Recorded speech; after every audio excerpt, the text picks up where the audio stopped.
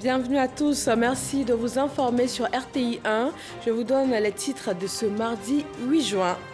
Le développement et les réformes des organes de l'UEMOA au centre d'une rencontre ce mardi à la présidence ivoirienne. Le président Alassane Ouattara en a parlé avec le président du Conseil régional de l'épargne publique et des marchés financiers et le nouveau président de la commission de l'UEMOA. Seulement 49% des 21 000 enfants atteints du VIH-Sida bénéficient du traitement antirétroviral. Pour améliorer cette prise en charge des enfants, la Première Dame vient de lancer les travaux de la concertation nationale sur le VIH et la tuberculose pédiatrique. La capitale économique ivoirienne abrite depuis ce matin le premier sommet mondial virtuel sur le caoutchouc. Toute la chaîne de valeur mondiale du caoutchouc se retrouve sur une plateforme unique pour donner toute sa place à cette économie durement impactée par le coronavirus. Et puis dans Eco Plus ce soir, focus sur une autre filière qui occupe une bonne place dans l'économie ivoirienne, le palmier à huile. La Côte d'Ivoire en produit 1 800 000 tonnes par an et est le deuxième producteur africain pour un chiffre d'affaires d'environ 500 milliards de francs CFA. Bonsoir à tous, c'est toujours un plaisir de vous retrouver sur RTI 1. Ouvrons ce 20h par la rencontre cet après-midi du chef de l'État Alassane Ouattara avec deux importantes têtes de l'UEMOA. Au centre des échanges, le développement et les réformes des organes de l'institution sous-régionale. À Ouattouré.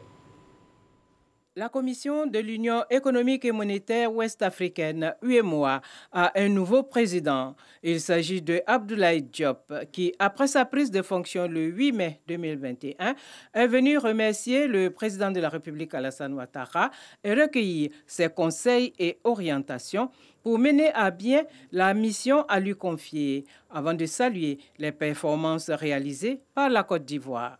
Le président Ouattara est une référence dans la sous-région, dans le monde.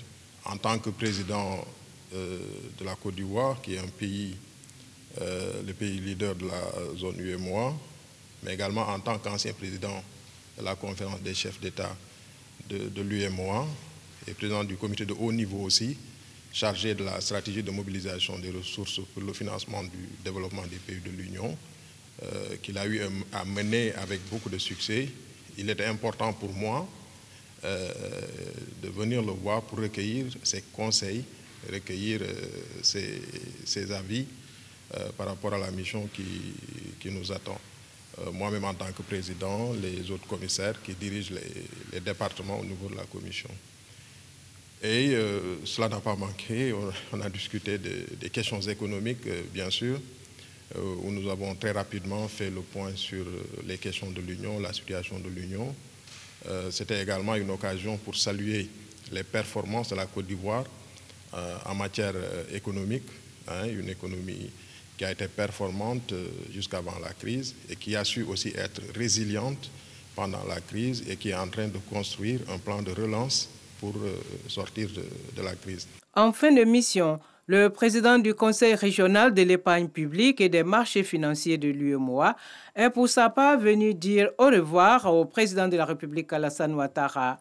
L'occasion aussi de faire le point sur les réformes engagées, notamment la mise à jour des tests administratifs. Nous avons échangé sur l'état d'avancement des réformes, notamment au plan de la gouvernance du Conseil régional, et qui a pu enregistrer sur ces 3 dernières années des avancées significatives.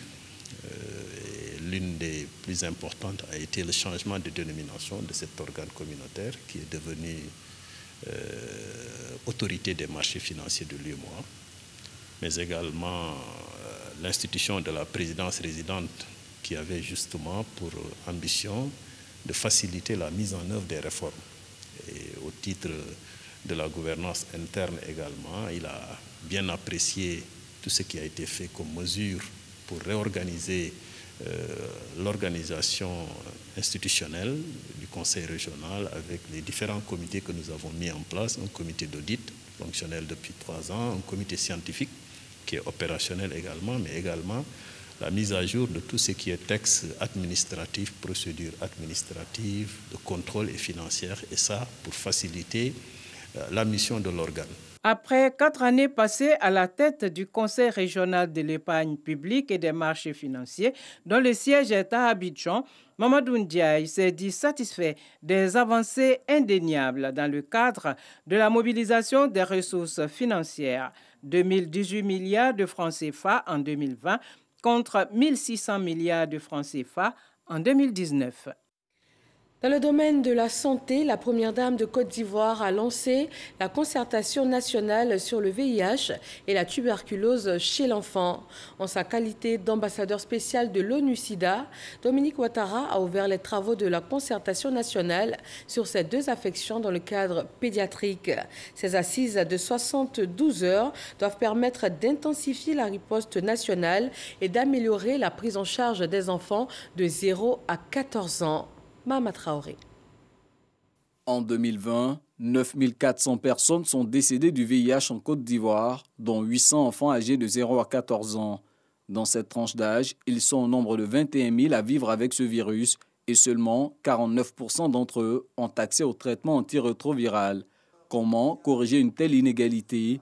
La question est au cœur de la concertation nationale lancée ce mardi par la première dame Dominique Ouattara, en sa qualité d'ambassadeur spécial de l'ONU-SIDA pour l'élimination de la transmission mère-enfant du VIH et pour la promotion du traitement pédiatrique.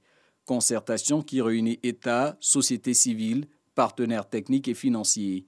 Il s'agira pour toutes les parties prenantes de cette réunion clé dans le même lieu de réfléchir aux solutions et aux actions permettant de relever ensemble les défis liés au diagnostic et traitement du VIH et de la tuberculose pédiatrique en Côte d'Ivoire. La prise en charge de la tuberculose pédiatrique, considérée comme la première cause de mortalité du VIH-Sida, sera également au cœur de ces assises.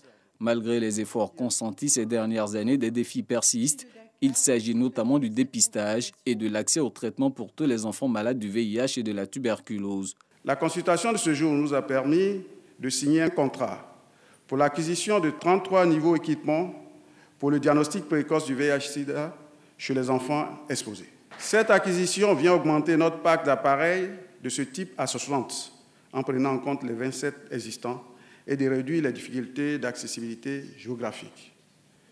Ces équipements permettront aussi de réaliser la charge virale des femmes enceintes et allaitantes sous traitement antirétroviral. Chez les enfants vivant avec le VIH, les traitements antirétroviraux seront optimisés, ce qui nous permettra, je l'espère, d'atteindre rapidement les 3,90 chez les enfants.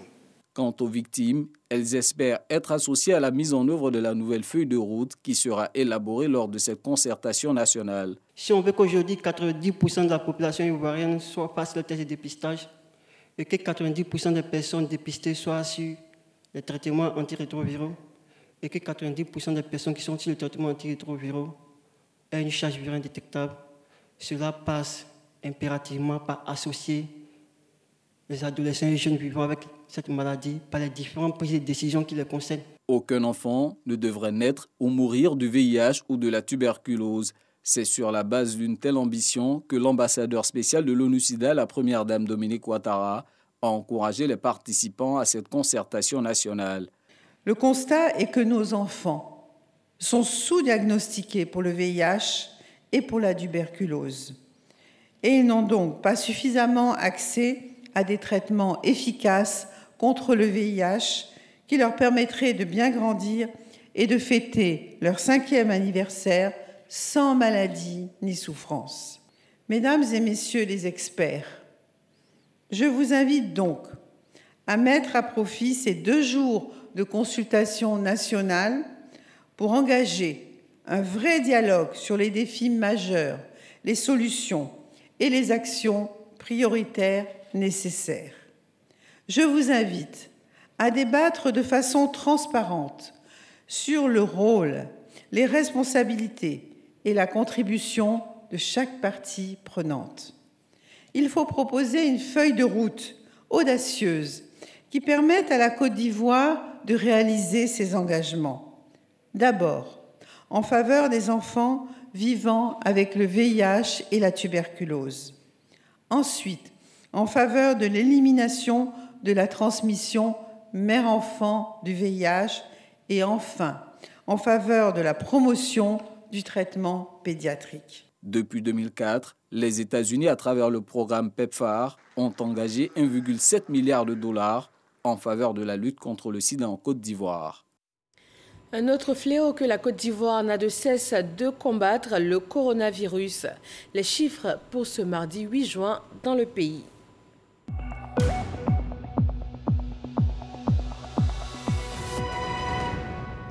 18 nouveaux cas de Covid-19 en Côte d'Ivoire, 48 guéris et 0 décès. À la date du 8 juin, le pays compte 47 511 cas confirmés, dont 168 cas actifs. Le 7 juin, 18 873 doses de vaccins ont été administrées, soit un total de 625 780 doses. Le ministère de la Santé rappelle que la vaccination est gratuite et volontaire. Je vous donne maintenant lecture d'un communiqué de l'état-major général des armées.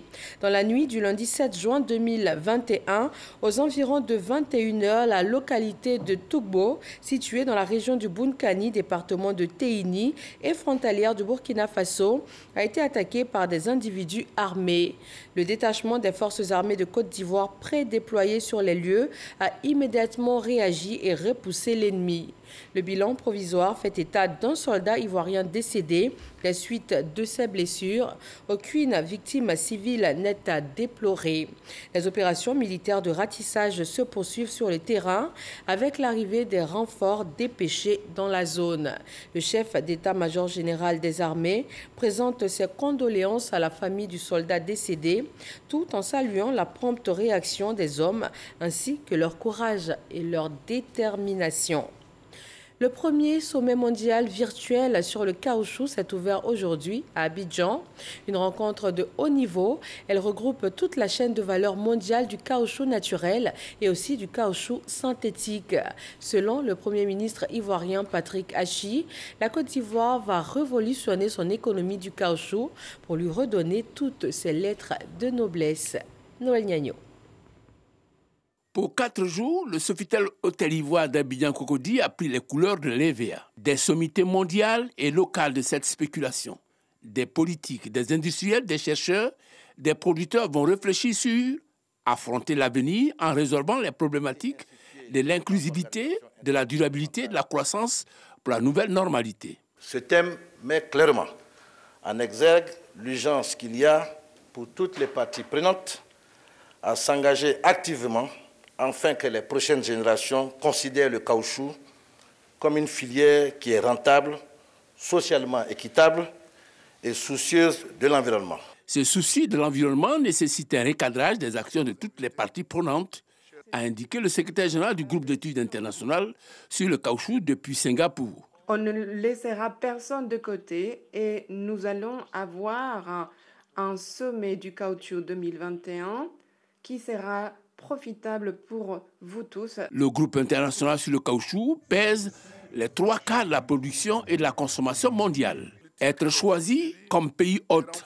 par les organisateurs du sommet mondial virtuel du caoutchouc, le premier du genre, revêt une double signification. La Côte d'Ivoire ressent ce choix comme un insigne honneur, un immense privilège. Le choix de la Côte d'Ivoire est aussi, et j'en suis persuadé, la reconnaissance du rayonnement politique et économique de notre pays sur l'échiquier mondial. Au-delà de cette reconnaissance, la Côte d'Ivoire est une puissance agricole qui veut faire un saut qualitatif dans la transformation structurelle de son économie. Il ne nous est en effet plus possible de rester encore longtemps dans ce statut d'éternel producteur de base, où nous prenons la plus grande part de la pénibilité et si peu de la valeur globale produite par nos richesses agricoles. Il nous faut donc agir sur 2 fronts. D'une part, transformer localement toujours plus pour conserver pour les Ivoiriens et les producteurs locaux la valeur ajoutée la plus grande. D'autre part, améliorer toujours davantage l'intégration de nos produits dans les circuits internationaux de distribution en travaillant à la conquête des marchés et au positionnement durable de nos filières, à la valeur de leur marque et, in fine, à leur pricing power. Et l'EVA est un terreau fertile au regard des performances dans cette filière. Premier producteur africain avec 80% de la production et 4e au monde. Voilà l'argumentaire de l'ambition de la Côte d'Ivoire. Celle qui veut transformer nos filières agricoles, développer l'industrie locale de la transformation, travailler à des cultures plus durables, ce que permet la culture particulière de l'EVA en tant que culture intercalaire, et gagner, au final, le combat économique et humain d'une valeur ajoutée d'une filière qui possède un chiffre d'affaires annuel de près de 350 milliards de dollars au niveau mondial, et dont la Côte d'Ivoire ne capte que 0,5%, alors même qu'elle assure près de 7,5% de la production mondiale, c'est-à-dire un ratio de 1 à 15. La Côte d'Ivoire compte 150 000 producteurs, 40 000 seigneurs et environ 1 200 000 personnes qui vivent directement ou indirectement de la filière et véhiculent. Dans la filière cacao également, tout est mis en œuvre pour faire bouger les lignes.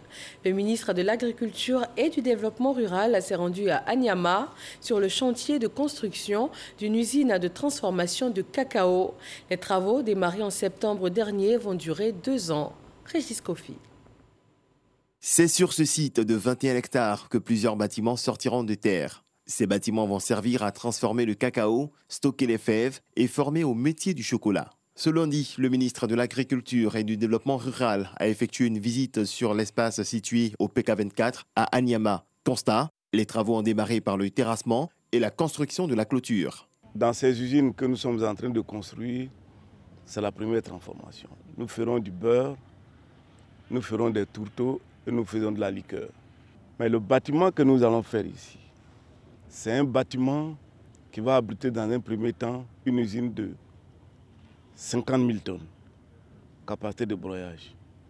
Nous allons passer dans un deuxième temps à 100 000 tonnes sur le même site. La construction de 2 nouvelles usines de transformation du cacao à Abidjan et à San Pedro vise à augmenter la part de valeur ajoutée du pays dans la filière cacaoyère, d'où la satisfaction du ministre Kobena Kwasi Adjoumani. Vous savez, le président de la République suit au quotidien tous ces projets. Et chaque jour que Dieu fait, il nous pose des questions pour savoir à quel niveau nous sommes en ce qui concerne les réalisations. Aujourd'hui, nous avons fait le déplacement, le DG et moi-même, pour nous enquérir des réalités du terrain. Vous savez, avant d'installer des usines, il faut d'abord aménager l'espace. Cela a été fait. Maintenant, on est en train de conforter cela à travers donc, la mise en place des plateformes qui presque sont également terminées. Et très bientôt, nous allons voir les bâtiments sortir. C'est le 22 septembre dernier que le président de la République, Alassane Ouattara, a posé la première pierre de l'usine d'Abidjan qui, comme celle de San Pedro, aura une capacité de transformation de 50 000 tonnes. Avec ces usines, la Côte d'Ivoire, qui produit plus de 2 millions de tonnes chaque année, va booster la production et conforter sa place de premier producteur mondial de cacao. Investissement total, 216 milliards de francs CFA, financé par un prêt de la Chine. La Côte d'Ivoire compte également booster sa production de palmiers à huile. EcoPlus fait un focus ce soir sur cette filière. La Côte d'Ivoire est le 2e producteur africain de régime avec 1 800 000 tonnes chaque année. La filière brasse un chiffre d'affaires d'environ 500 milliards de francs CFA et fait vivre pas moins de 2 millions de personnes. Le Centre national de recherche agronomique en veut plus. Les chercheurs mettent alors les bouchées doubles pour proposer aux planteurs des semences capable de produire 25 tonnes de régime à l'hectare au lieu de 20 tonnes jusque-là. Palmier à huile, une filière en plein essor. Le dossier est signé Dangui Dangui.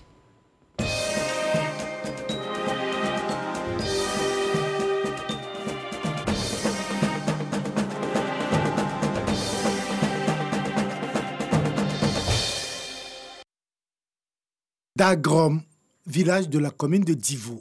Avant d'aller au champ, Diakaridia met de l'ordre dans sa pépinière de palmiers, installée dans un coin de la maison, à l'abri des animaux domestiques. J'ai semé la pépinière, ça fait 6 mois actuellement. Donc ça arrivait à séparer, donc il doit séparer, mettre de l'eau dessus, ça n'a qu'à bien pris la racine encore. Si ça arrive, maintenant 7 mois, 8 mois, il peut aller planter au champ. Un peu plus loin, toujours dans le village, Nzi inspecte sa pépinière de palmiers à huile pour une superficie de 12 hectares destinée à la commercialisation. On fait 1000 francs l'unité. Très souvent, c'est par hectare que les gens achètent. L'État fait automatiquement 140 000 francs. Un investissement de 4 millions, disons 5 millions à la vente pour retrouver pratiquement à double montant. Pratiquement 9, 10, souvent même 15, 20 millions. Les plants de palmiers à huile se trouvent sur le marché, mais Diakaridia préfère faire sa propre pépinière. Au lieu de 140 pieds par hectare, tu as 200 graines à Aérolambé. Tu viens mettre dans le CAC, peut-être tu vas avoir au moins 200 et quelques pieds aussi. Donc ça augmente encore. La culture de palmiers à huile nourrit son homme. C'est l'une des convictions les mieux partagées dans la région du Logibwa. Ce n'est pas Nana Aloka, chef du village de Grobiakoko dans la sous-préfecture de Divo, qui dirait le contraire.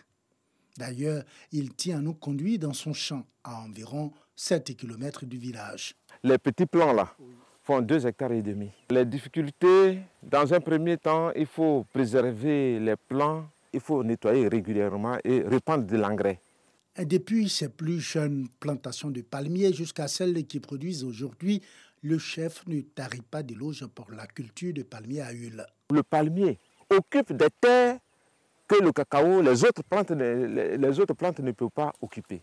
De retour au village, il nous présente ses outils de transformation de sa récolte de palmiers à huile lorsque les prix ne sont pas acceptables à ses yeux. Honoré est un planteur de palmiers à huile. Il vient dans les locaux de la société coopérative des planteurs de palmiers à huile du Logibwa, dans laquelle il vient fraîchement d'adhérer. Lorsqu'on appartient à la coopérative, il y a toujours des avantages qu'on peut avoir. Celui qui appartenait à la coopérative avait un prix lorsqu'il voulait payer la pépinière. Secrétaire exécutif de cette société coopérative, Koulibaly et Tengana livrent des secrets sur la filière du palmier à huile dans la localité. Dès qu'on fait la récolte, il faut acheminer dans les 48 heures qui suivent maximum à l'usine pour que ça soit usiné. Et quand ça dépasse ça, il y a des pertes de poids, il y a vraiment des difficultés qui interviennent. Ils peuvent avoir même des pourritures. Et donc cette activité était menée ici, ce programme était mené ici. Mais avec l'introduction des acheteurs directs, quand on parle des acheteurs, les pisteurs, qui existaient dans d'autres filières, mais qui n'existaient pas au niveau du palmier, ces pisteurs-là rentrent dans les villages et récupèrent la production qu'ils vendent sans être vraiment déclarés. Il confirme la culture du palmier à huile a encore de beaux jours devant elle.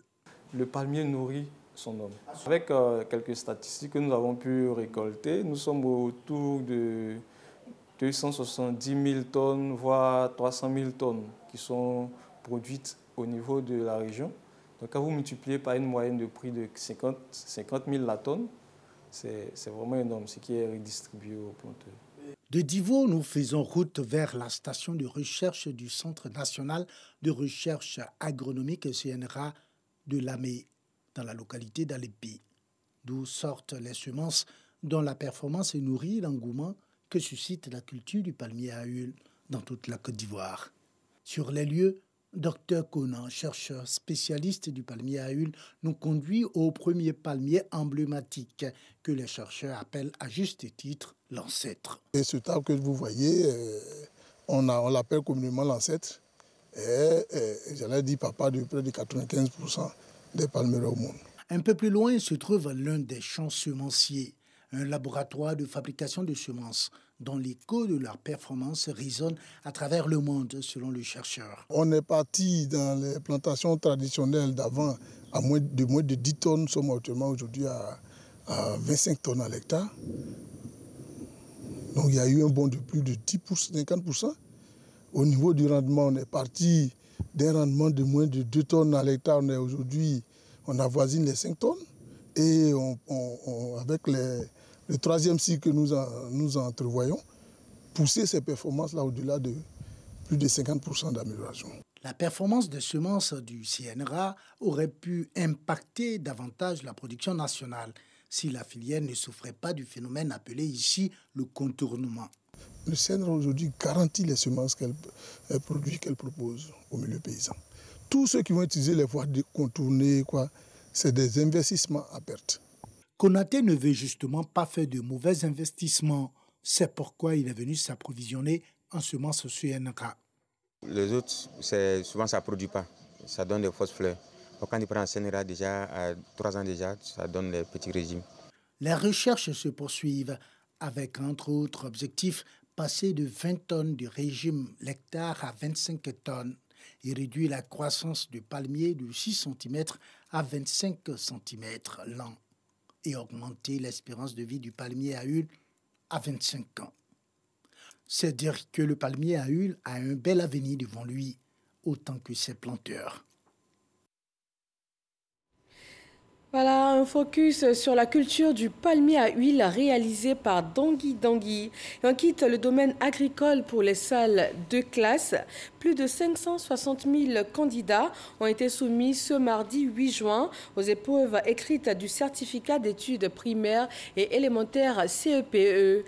Dans les 2368 centres du pays, l'épreuve d'exploitation de texte a ouvert les compositions.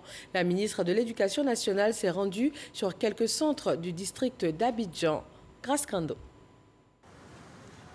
Groupe scolaire golf dans la commune de Cocody ce mardi. Devant la cour de cet établissement, des parents d'élèves. Je suis venu accompagner mon dernier qui présente l'entrée en 6e.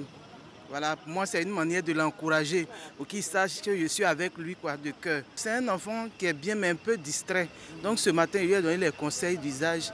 Il a dit vraiment, il faut te concentrer. Quand on amène les épreuves, il ne faut pas te jeter dessus. Il faut lire et puis il faut chercher à comprendre. Et puis posément, tu travailles. 562 519 candidats répartis dans 2368 centres frappent aux portes des lycées et collèges. La première épreuve de la journée démarre par l'exploitation des textes et le ton est donné par la ministre de l'Éducation nationale et de l'alphabétisation dans ce groupe scolaire. Pour les candidats, tout se déroule bien. Je trouve le sujet facile. C'est un sujet pour la pandémie, comment se confiner, comment se protéger pour ne pas attraper la maladie Covid-19. Je vais avoir mon entrée en 6e. J'ai étudié beaucoup sur la Covid. Après le groupe scolaire golf, cap est mis sur le groupe scolaire Meya Kwadio dans la commune de Makori. Ici aussi, la ministre Mariatou Kone est venue encourager candidats et encadreurs. Les épreuves sont faciles, donc je serai au collège l'année prochaine. Tout se déroule parfaitement bien. Aucun incident majeur. Les enfants sont très concentrés pour la première épreuve. En plus de l'exploitation des textes, les candidats vont composer dans 3 autres matières, éveil au milieu, orthographe et mathématiques. Pour ces premiers examens à grand tirage sous l'ère Mariatou Kone, l'accent est mis sur la lutte contre la tricherie. C'est la satisfaction parce que les enfants sont détendus. Ils ont tous compris le message de lutte contre la tricherie et nous leur avons donné des conseils. Travailler de façon saine, sur le mérite paye, sur le travail paye. La proclamation des résultats du certificat d'études primaires et élémentaires est prévue pour le mardi 22 juin. À San Pedro, ce sont plus de 21 000 candidats qui ont été évalués dans les 4 matières au programme pour cet examen du CEPE. Sam Conan, notre correspondant dans la région, a sillonné plusieurs centres d'examen de San Pedro à Grand Bérébi. Son reportage. San Pedro, il est 7 heures. L'examen du CEP et du concours d'entrée en 6e se déroule ce jour. Nous sommes au centre d'examen de Seweke 1. Les candidats arrivent accompagnés de leurs parents qui leur donnent les derniers conseils. En venant, je lui donnais les conseils d'usage, de bien lire le test avant de composer. Il ne faut pas avoir tricher, elle n'a qu'à faire référence au Seigneur. Et le Seigneur va l'aider dans ce qu'elle est en train de faire. Je dis pas qu'il soit stressé. C'est comme l'examen blanc aussi. Car confiance, c'est le cas en soi-même. Après la distribution des copies, place à la composition.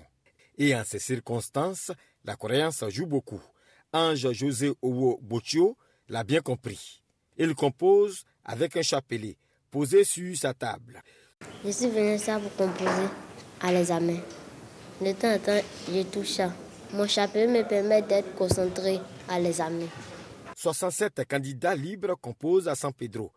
Bué Léa en fait partie. J'étais à l'école, je n'ai pas pu passer le CEP. Donc je voulais atteindre cet objectif. C'est pour cela que je suis là ce matin. À la longue, je vais chercher à voir si je peux progresser encore. De San Pedro à Grand-Bérébi, en passant par les villages comme ici à Pondero, l'examen du CEP se déroule bien. Il a bien travaillé, ça s'est bien passé. Les résultats étaient bien. C'est juste éveil au milieu qui était un peu difficile. Je pense que je serai admis. Nous avons un point d'eau dans l'école et donc les enfants se sont correctement lavé les mains. Nous avons sillonné tous les centres. Ce que je peux dire, c'est que tout se déroule normalement. Tous les surveillants sont également avec les enfants dans les salles. Les membres du secrétariat également ont fait leur travail. Lors de notre réunion avec Madame le ministre, elle nous a dit d'être regardants pour que nous ayons effectivement tolérance zéro et c'est ce que nous sommes en train de faire dans les régions. 15h40, c'est la fin de l'examen du CEP session 2021 dans le département de San Pedro. Les résultats sont attendus dans 2 semaines. Et nous vous proposons également le déroulé de cette journée d'examen à Séguéla, dans le nord de la Côte d'Ivoire, avec Abou Sanogo. Les compositions du CEPE ont démarré sur toute l'étendue du territoire national. Au centre de composition de l'école primaire publique de Séguéla Château A1, ce sont des candidats concentrés qui prennent part aux épreuves écrites de l'examen pour l'obtention du certificat d'études primaires et élémentaires et de l'entrée en 6e. Pour les uns, ces épreuves sont abordables. Ça va. Grâce à Dieu, on va avoir. Il y a confiance en moi parce que je sais que je vais rentrer en 6e. Pour les autres, c'est bien différent. L'examen est difficile. On note néanmoins des défections. Nous avions dans le centre 237 inscrits. Sur les 237, nous avons 6 absents, 5 garçons et 1 fille. Nous avons un cas de maladie, mais pour le moment, l'enfant est réussi à composer. Les enfants sont un peu timorés, beaucoup ont encore peur, malgré que nous les mettons en confiance. Le début a été un peu difficile, mais bon, ils ont commencé quand même à être dans le bain. Dans l'ensemble, tout se déroule dans le calme sous la surveillance des forces de l'ordre. Au bureau du chef de centre, les surveillants sont à la tâche. Aucun détail n'est négligé. Après l'école primaire publique de Séguéla Château A1, nous nous rendons à l'école primaire catholique de Séguéla. Dans ce centre de composition, le chef de centre et ses hommes vérifient que tout est en règle. Ici également, tout se déroule dans le calme. Tout va bien, les enfants sont venus, on les a tous installés et puis l'examen se déroule bien. Les surveillants sont tous présents, tous les membres du bureau sont là. Les candidats sont à la 3e épreuve, l'autographe. Après avoir fini avec les épreuves d'exploitation des tests et d'éveil au milieu, notons que les épreuves écrites du CEPE se déroulent en une seule journée. Sur la scène politique, la campagne électorale pour la reprise du scrutin législatif est à son 5e jour. Voyons son déroulement.